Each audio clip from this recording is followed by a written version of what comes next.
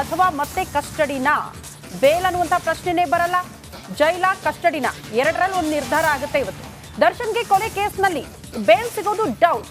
ಎಲ್ಲಿ ತನಕ ಅಂದ್ರೆ 90 ದಿನಗಳ ಕಾಲ ಪೊಲೀಸರಿಗೆ ಚಾರ್ಜ್ ಶೀಟ್ ಸಲ್ಲಿಸೋದಕ್ಕೆ ಅವಕಾಶ ಇರುತ್ತೆ. ಅಲ್ಲಿ ತನಕ ಅಂತೂ ಸದ್ಯಕ್ಕೆ ರಿಲೀಫ್ ಇಲ್ಲ. ಬೇಲು ಸಿಗೋ ಸಾಧ್ಯತೆಗಳು ತೀರಾ ಕಡಿಮೆ. ಹೀಗಾಗಿ ಕಸ್ಟಡಿ ಅಥವಾ ಜೈಲು ವಾಸ ಫೇಕ್ಸ್. 2011ರಲ್ಲಿ ಪತ್ನಿಯ ಮೇಲೆ ಹಲ್ಲೆ ಮಾಡಿದ್ರು ಅನ್ನೋ ಕಾರಣಕ್ಕೆ ಕೊಲೆ ಯತ್ನದ ಪ್ರಕರಣ ದಾಖಲಾಗಿತ್ತು. ಆ ಹಿನ್ನೆಲೆ ಪರಪ್ಪನ ಅಗ್ರಹಾರ ಜೈಲು ವಾಸ ಅನುಭವಿಸಿ ಆಚೆ ಬಂದಿದ್ರು. ಅಲ್ಲೂ ರಿಲೀಫ್ ಸಿಗ್ತಿರ್ಲಿಲ್ಲ. ವಿಜಯಲಕ್ಷ್ಮಿ ಅವರು ದೊಡ್ಡ ಮನಸ್ಸು ಮಾಡಿ ಕೇಸನ್ನ ವಾಪಸ್ ಪಡೆದುಕೊಂಡ ಕಾರಣ ಅವರು ಹೊರಗಡೆ ಬಂದಿದ್ರು. ಬಟ್ ಈಗ ಮತ್ತೆ ಪರಪ್ಪನ ಅಗ್ರಹಾರ ಜೈಲು ಫಿಕ್ಸ್ ಅನ್ನುವಂಥ ವಿಚಾರ. ಇಂದು ಸಂಜೆ 5 ಗಂಟೆ ಒಳಗಡೆ ಕೋರ್ಟ್ಗೆ ಹಾಜರುಪಡಿಸೋದಕ್ಕೆ ಎಲ್ಲಾ ರೀತಿಯ ಸಿದ್ಧತೆಗಳನ್ನ ಪೊಲೀಸರು ಮಾಡ್ಕೊಳ್ತಿದ್ದಾರೆ. ಮತ್ತೆ ಅವ್ರನ್ನ ಕಸ್ಟಡಿಗೆ ಪಡೆಯುವ ಸಾಧ್ಯತೆಗಳು ಇದೆ ಅಂತ ಹೇಳಲಾಗ್ತಾ ಇದೆ. ಇಲ್ಲ, ಕೆಲವರನ್ನ ಕಸ್ಟಡಿಗೆ ಪಡೆಯುವಂಥ ಸಾಧ್ಯತೆ ಇದೆಯಂತೆ. ಭಿಕ್ಷಕರ ಇದು ಹೆಂಗೆ ಅಂತಂದರೆ, ಯಾಕೆ ಕಸ್ಟಡಿ ಅಂತಂದರೆ ನೋಡಿ, ಪೊಲೀಸ್ ಸ್ಟೇಷನು ಒಂದು, ಪೊಲೀಸ್ ಸ್ಟೇಷನ್ನು ಇನ್ನೊಂದು ಜೈಲು. ಜೈಲು ಅಂದರೆ ನಮ್ಗೆ ಗೊತ್ತಿರೋಂಥ ಪರಪ್ಪನ ಅಗ್ರಹಾರ. ಇಲ್ಲೇನಾಗುತ್ತೆ ಕಸ್ಟಡಿ ಅಂತಂದರೆ ಒಬ್ಬೊಬ್ಬರು ಜಾಸ್ತಿ ಆಗ್ತಾ ಇದ್ದಾರೆ ನೋಡಿ, ಒಬ್ಬೊಬ್ಬರೇ. ಇನ್ನು ಸಿಕ್ಕಾಕೊಂಡಿಲ್ಲ, ಅವೊಬ್ಬ ಸಿಕ್ಕಾಕೋತಾನೆ. ಆಮೇಲೆ ಇಲ್ಲಿ ತನಕ ಆಗಿರೋದು 20 ಜನ, 27 ಜನರಿಗೆ ಗೊತ್ತಿದೆ ಅಂತಿದೆ.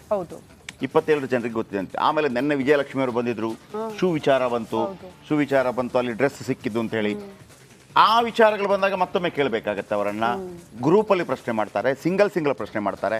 ಹಾಗಾಗಿ ನಮ್ಮ ಯಾರು ಸುನಿಲ್ ಆಮೇಲೆ ನಾಗರಾಜ್ ಅವ್ರ ಹತ್ರ ನಾವು ಹೀಗೆ ಆಫ್ ದ ಬಿಟ್ ಮಾತಾಡ್ತಿರ್ಬೇಕಾದ್ರೆ ಅವ್ರು ಹೇಳ್ತಾ ಇದ್ರು, ಇಲ್ಲ ಸರ್ ಒಂದು 2-3 ವಾಪಸ್ ಕಸ್ಟಡಿಗೆ ತಗೋತಾರಂದ್ರೆ. ಕಸ್ಟಡಿಗೆ ಅಂತಂದರೆ ಪೊಲೀಸರ ಜೊತೆ ಇರ್ತಾರೆ ಅವರು. ಜೈಲು ಅಂತಂದರೆ ಸಪ್ರೇಟಾಗಿ ಬೇರೆ ಇರ್ತಾರೆ. ಅಲ್ಲೂ ಕೂಡ ಪೊಲೀಸ್ ಇರ್ತಾರೆ, ಆದರೆ ಡೈಲಿ ಕಿರಿಕಿರಿ ಇರೋದಿಲ್ಲ, ಆರಾಮ್ಸೆ ಇರ್ಬೋದು. ಪದೇ ಪದೇ ಗೀಜರನ್ನು ಕರ್ಕೊಂಡು ಹೋಗ್ಲಿಕ್ಕೆ ಇರೋದಿಲ್ಲ. ಅಲ್ಲಿ ಒಂಥರ ಜೈಲಲ್ಲಿ ರೆಸ್ಟು. ನಡಿ ಈಗ ಶುರು ಮಾಡೋಣ.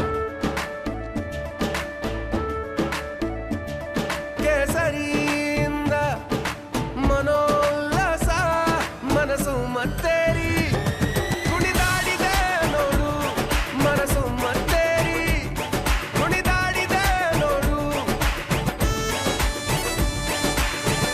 ಕ್ಷಣ ಕ್ಷಣವೂ ಆಚರಿಸಿ ಕೇಸರಿ ಹಬ್ಬ. ವಿಮಲ್ ಬಾಯಲ್ಲಿ ಹೇಳಿ ಕೇಸರಿ.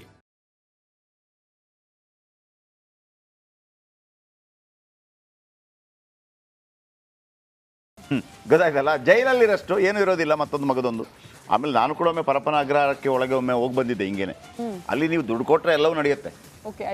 ಎಲ್ಲ ಬೀಡಿ ಸಿಗರೇಟು ಅದು ಇದು ಎಲ್ಲ ನಡೆಯುತ್ತೆ. ಅದೊಂದು ಇಂಟರ್ನಲ್ ಲೋಕವೇ ಬೇರೆ ಅದು, ಬಿಡಿ. ಅದರ ಹೊರತಾಗಿ ಕೂಡ ಕೆಲವೆಲ್ಲ ಅಲ್ಲಿ ಇದಾಗತ್ತೆ. ಆದರೆ ಜೈಲ್ ಇಸ್ ಜೈಲು. ನಿಮ್ಗೆ ಗೊತ್ತಿರ್ಬೋದು, ಜಯಲಲಿತಾ ಆಮೇಲೆ ಇವರಿದ್ದಾಗ ಯಾರು ಆನಂತರ ಶಶಿಕಲಾ ಎಲ್ಲ ಬಂದಾಗ ಯಾವೆಲ್ಲ ವ್ಯವಸ್ಥೆಗಳನ್ನು ಮಾಡಿಕೊಡಲಾಗಿತ್ತು ಅಂತೇಳಿ ಡಿಪೆಂಡ್ ಅಪಾನ್ ಒಂದೊಂದು ರೀತಿಯಲ್ಲಿ ಇರುತ್ತೆ. ಇಂದು ಸಂಜೆ 5 ಗಂಟೆ ಒಳಗೆ ಕೋರ್ಟ್ಗೆ ಹಾಜರಾಗಬೇಕಾಗತ್ತೆ ಅವರು.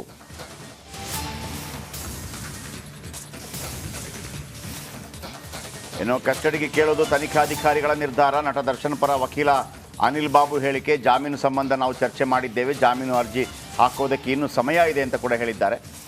ಜಾಮೀನು ಸಂಬಂಧ ನಾವು ಚರ್ಚೆ ಮಾಡಿದ್ದೇವೆ, ಸಮಯ ಇದೆ ಅಂತ ನಾನು ಹೇಳಿದೆ. ಆಮೇಲೆ ಶ್ರುತಿ ಕೂಡ ಹೇಳಿದರು. ಯಾಕಂದರೆ ಚಾರ್ಜ್ ಶೀಟ್ ಸಲ್ಲಿಸೋದಕ್ಕೆ, ಆರೋಪ ಪಟ್ಟಿ ಸಲ್ಲಿಸೋದಕ್ಕೆ ಹಾಗಂತ 60 ದಿವಸದಲ್ಲಿ ಸಲ್ಲಿಸಬಾರ್ದು ಅಂತ ಏನಿಲ್ಲ.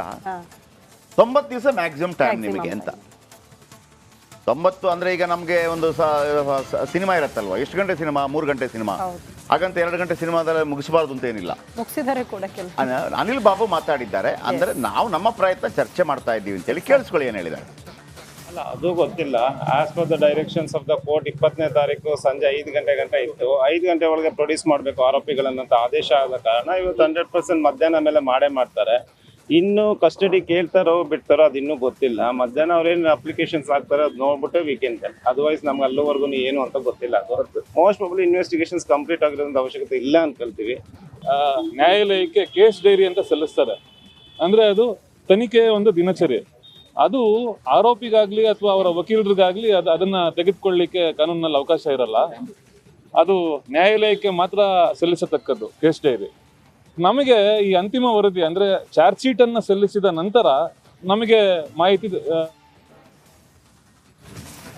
ಶೀಟ್ ಸಲ್ಲಿಕೆ ಆದ ನಂತರ, ಅಂದರೆ ನಿಮ್ದೇನಕ್ಕಿದ್ರು ಜಾಮೀನಿದ್ರು ಕೂಡ ಚಾರ್ಜ್ ಶೀಟ್ ಸಲ್ಲಿಕೆ ಆದ ನಂತರ ಅನ್ನುವಂಥದ್ದು. ಇನ್ನು ರೇಣುಕಾಸ್ವಾಮಿ ಮರ್ಡರ್ ಕೇಸ್ನಲ್ಲಿ ಡಿ ಗ್ಯಾಂಗ್ಗೆ ಪೊಲೀಸರು ಸರಿಯಾಗಿ ಬೆಂಡೆತ್ತಿ 10 ದಿನಗಳಾಯಿತು. 11 ದಿನಗಳ ಕಸ್ಟಡಿ ಅವಧಿ, 10-11 ದಿನಗಳ ಕಸ್ಟಡಿ ಅವಧಿ ಇವತ್ತು ಅಂತ್ಯವಾಗಲಿದೆ. ಇಲ್ಲಿಂದ ಮುಂದೆ ದರ್ಶನ್ ಮತ್ತು ಟೀಮ್ನ ಭವಿಷ್ಯ ಏನಾಗತ್ತೆ? ಈಗ ಕರ್ಕೊಂಬಂದರು, ಸ್ಟೇಷನಲ್ಲಿ ಕೂರಿಸಿದ್ರು, ಬೆಂಡೆತ್ತಿದ್ರು, ಪ್ರಶ್ನೆ ಕೇಳಿದರು, ಸಿಗರೇಟ್ ಕೇಳಿದಾಗ ಕೊಡಲಿಲ್ಲ, ಮಾಜರ್ ಕರ್ಕೊಂಡೋದ್ರು, ಮೈಸೂರಿಗೆ ಕೆಲವರನ್ನು ಕರ್ಕೊಂಡೋದ್ರು, ಆಮೇಲೆ ಆಸ್ಪತ್ರೆ ಕೆಲವರನ್ನು ಕರ್ಕೊಂಡೋದ್ರು, BP ಚೆಕ್ ಮಾಡಿದರು, ಪವಿತ್ರ ಗೌಡ ಅಸ್ವಸ್ಥರಾದರು, ಇದೆಲ್ಲವೂ ನಡೆಯುತ್ತೆ. ಎಲ್ಲ ಮಾಹಿತಿಗಳನ್ನು ಕಲೆ ಹಾಕಿದ್ದಾರೆ, 118 ಬೇರೆ ಬೇರೆ ಐಟಮ್ಗಳನ್ನು ಕಲೆ ಹಾಕಿದ್ದಾರೆ, ಎಲ್ಲವೂ ಆಯಿತು. What next? ಮನೆಗೆ ಹೋಗೋದಾ? ನೋ. ಈಗ ಜೈಲ ಅಥವಾ ವಾಪಸ್ ಕಸ್ಟಡಿನ? ಬನ್ನಿ ಇದರ ಬಗ್ಗೆ ಒಂದು special report. Rowdy gang custody ಅವಧಿ ಅಂತ್ಯ. ಮತ್ತೆ ಕಸ್ಟಡಿಗೆ ಕೇಳುತ್ತಾರಾ ಪೊಲೀಸರು?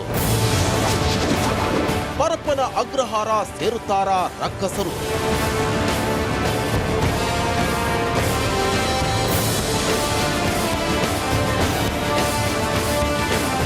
ಸರಿಯಾಗಿ 11 ದಿನ ಆಯ್ತು ಕಣ್ರಿ. ಮೊದಲ ದಿನದಿಂದಲೂ ಡಿ ಗ್ಯಾಂಗ್ಗೆ ಪೊಲೀಸರು ಖಡಕ್ ಆಗಿ ಬೆಂಡೆತ್ತಿ ಬ್ರೇಕ್ ಹಾಕಿದ್ದಾರೆ. ಸುಬ್ನಹಳ್ಳಿ ಬ್ರಿಡ್ಜ್, ಪಟ್ಟಣಗೆರೆ ಶೆಡ್, ದರ್ಶನ್ ನಿವಾಸ ಹೀಗೆ ಬರೋಬ್ಬರಿ 28 ಸ್ಪಾಟ್ಗಳಲ್ಲಿ ಮಹಜರು ಮುಗಿಸಿದ್ದಾರೆ. ಬಹುತೇಕ 118ಕ್ಕೂ ಹೆಚ್ಚು ಸಾಕ್ಷ್ಯಗಳನ್ನ ಕಲೆಕ್ಟ್ ಮಾಡಿದ್ದಾರೆ.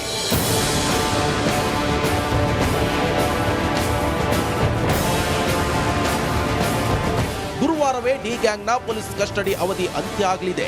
ಇದಕ್ಕೂ ಮುನ್ನ ದಿನ ವಿಕ್ಟೋರಿಯಾ ಆಸ್ಪತ್ರೆಯಲ್ಲಿ ಎಲ್ಲರಿಂದಲೂ DNA ಸ್ಯಾಂಪಲ್ ಕಲೆಕ್ಟ್ ಮಾಡಲಾಗಿದೆ. ದರ್ಶನ್, ಪವಿತ್ರ ಗೌಡ ಸೇರಿದಂತೆ ಎಲ್ಲ ಆರೋಪಿಗಳಿಗೂ ವೈದ್ಯಕೀಯ ತಪಾಸಣೆ ನಡೆಸಲಾಗಿದೆ. ಈ ಹಂತದಲ್ಲಿ ಏನೆಲ್ಲ ವೈದ್ಯಕೀಯ ಪರೀಕ್ಷೆಗಳನ್ನ ನಡೆಸಲಾಯಿತು ಅಂತ ನೋಡೋದಾದ್ರೆ, ಡಿ ಗ್ಯಾಂಗ್ಗೆ ವೈದ್ಯಕೀಯ ಪರೀಕ್ಷೆ. ಡಿ ಗ್ಯಾಂಗ್ಗೆ ವೈದ್ಯಕೀಯ ಪರೀಕ್ಷೆ ಮುಗಿಸಿದ್ದು ಆರೋಪಿ ದರ್ಶನ್ ತೂಕ, ಎತ್ತರದ ಅಳತೆ, ಆರೋಪಿ ಧರಿಸುವ ವಿಗ್, ತಲೆಯ ಕೂದಲು ಸಂಗ್ರಹಿಸಲಾಗಿದೆ. ಇದರ ಜೊತೆಗೆ ರಕ್ತದ ಮಾದರಿ, DNA ಸ್ಯಾಂಪಲ್ ಕಲೆಕ್ಟ್ ಮಾಡಲಾಗಿದೆ. ಆರೋಪಿಗಳ ಕಣ್ಣಿನ ಪರೀಕ್ಷೆ ನಡೆಸಲಾಗಿದೆ. ಮರ್ಡರ್ ಕೇಸ್ನಲ್ಲಿ ಬಹುತೇಕ ತನಿಖೆ ಕಂಪ್ಲೀಟ್ ಮಾಡಿರೋ ಪೊಲೀಸರು ಕೋರ್ಟ್ಗೆ ಹಾಜರುಪಡಿಸಲಿದ್ದಾರೆ. ಈ ಹಂತದಲ್ಲಿ ದರ್ಶನ್, ಪವಿತ್ರ ಗೌಡ ಸೇರಿದಂತೆ 17 ಆರೋಪಿಗಳನ್ನ ಪೊಲೀಸರು ಮತ್ತೆ ಕಸ್ಟಡಿಗೆ ಕೇಳುತ್ತಾರಾ ಇಲ್ವಾ ಅನ್ನೋದು ಕುತೂಹಲ ಕೆರಳಿಸಿದೆ. ಒಂದು ವೇಳೆ ಕಸ್ಟಡಿಗೆ ಕೇಳಿದ್ದೇ ಆದಲ್ಲಿ ಇದನ್ನ ಪ್ರಶ್ನೆ ಮಾಡಲು ದರ್ಶನ್ ಪರ ವಕೀಲರು ಸಿದ್ಧತೆ ಮಾಡಿಕೊಳ್ಳುತ್ತಿದ್ದಾರೆ.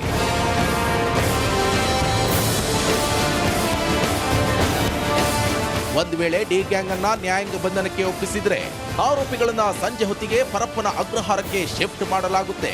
ಅಲ್ಲಿಗೆ ರೌಡಿ ಗ್ಯಾಂಗ್ ಜೈಲು ಸೇರುತ್ತಾ ಅಥವಾ ಪೊಲೀಸ್ ಕಸ್ಟಡಿಗೆ ಹೋಗಬೇಕಾಗುತ್ತಾ ಅನ್ನೋದನ್ನ ಕಾದು ನೋಡಬೇಕಿದೆ. Bureau report, Republic Kannada. Okay, Ajay ಇದರ ಬಗ್ಗೆ ಹೆಚ್ಚಿನ ಮಾಹಿತಿ ಕೊಡೋದಕ್ಕೆ ನಮ್ಮ ಜೊತೆ ನೇರ ಸಂಪರ್ಕದಲ್ಲಿದ್ದಾರೆ. ಅಜಯ್, ಈ ಕ್ರಿಮಿನಲ್ ಕೇಸ್ 302 ಅಥವಾ 307 ಬೇರೆ ಬೇರೆ ಇರುತ್ತಲ್ಲ, ಕೊಲೆ ಯತ್ನ ಅಥವಾ ಕೊಲೆ ಈ ಥರ ಎಲ್ಲ ಇರುತ್ತಲ್ಲ. ಈಗ ಸಾಧಾರಣವಾಗಿ ನಮ್ಮ ವೀಕ್ಷಕರಿಗೆಲ್ಲ ಏನೆಲ್ಲ ಅಭ್ಯಾಸ ಆಗಿಬಿಟ್ಟಿದೆ ಅಂದರೆ, ಕೋರ್ಟ್ಗೆ ಹೋದರೆ ಒಂದು ಜೈಲ, ಇಲ್ಲ ಅಂತಂದರೆ ಮನೆಗ ಅಂತೇಳಿ. ಆದರೆ ಇಲ್ಲಿ ಅದು ಬರೋದೇ ಇಲ್ಲ. ಇನ್ನೊಂದು ಪ್ರಶ್ನೆ ಅದರಲ್ಲಿ, ಕಿಡ್ನಾಪ್ ಕೇಸ್ ಕೂಡ ಅಟೆಂಪ್ಟ್ ಟು ಮರ್ಡರ್ ಅಂತ ಕನ್ಸಿಡರ್ ಮಾಡಿ? ಹೌದೌದು, ಒಂದು ಕಿಡ್ನಾಪ್ ಕೇಸ್ ಇದೆ, ಹಲ್ಲೆ ಕೇಸ್ ಇದೆ, ಹಲ್ಲೆಗೆ ಯತ್ನ ಅದು ಏನು ಮರ್ಡರ್ ಆಗಿದೆ. ರೇಣುಕಾಸ್ವಾಮಿ ಕೊಲೆ ಆಗದೆ ಇದ್ರು ಕೂಡ ಅಪರಾಧನೇ ಅಂತ, ಕಿಡ್ನಾಪ್ ಮಾಡಿದ್ರು ಕೂಡ ಅದರಿಂದ ಆಚೆ ಬರ. ಹೌದು, ಡೆಫಿನೆಟ್ಲಿ. ಅಜಯ್, ಇದನ್ನು ಹೆಂಗೆ ಈಗ ನಮ್ಮ ವೀಕ್ಷಕರಿಗೆ ಹೆಂಗೆ ತಿಳಿಸ್ತೀರಿ?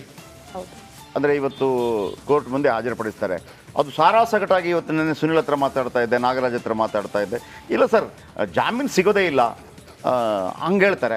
ಒಂದು ಕಡೆ ಆಗುತ್ತೆ, ಎಲ್ಲ ತನಿಖೆ ಆಯ್ತಲ್ಲ, ವಾಪಸ್ ಕರ್ಕೊಬರ್ಬೋದಲ್ಲ, ಇಲ್ಲ ಜೈಲೇ ಹೋಗೋದು ಸರ್, ಜೈಲು ಇಲ್ಲ ಅಂದರೆ ಕಸ್ಟಡಿ. ಇದರ ಬಗ್ಗೆ ಇರುವಂಥ ಒಂದು ಸ್ಪಷ್ಟೀಕರಣ ಕೊಡ್ಬೋದಾ, ಆ ಕ್ಲಾರಿಟಿ ಕೊಡ್ಬೋದಾ?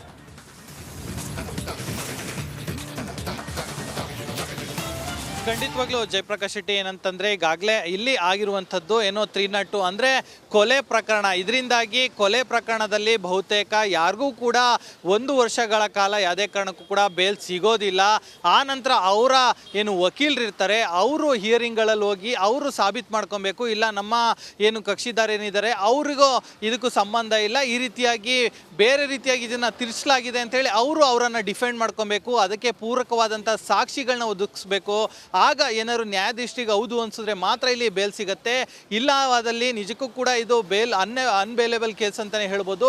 ಅದರಲ್ಲೂ ಕೂಡ ವರ್ಷಾನುಗಟ್ಟಲೆ ಕೂಡ ಏನು 302 ಕೇಸಲ್ಲಿ ಒಳಗೋದಂಥವ್ರು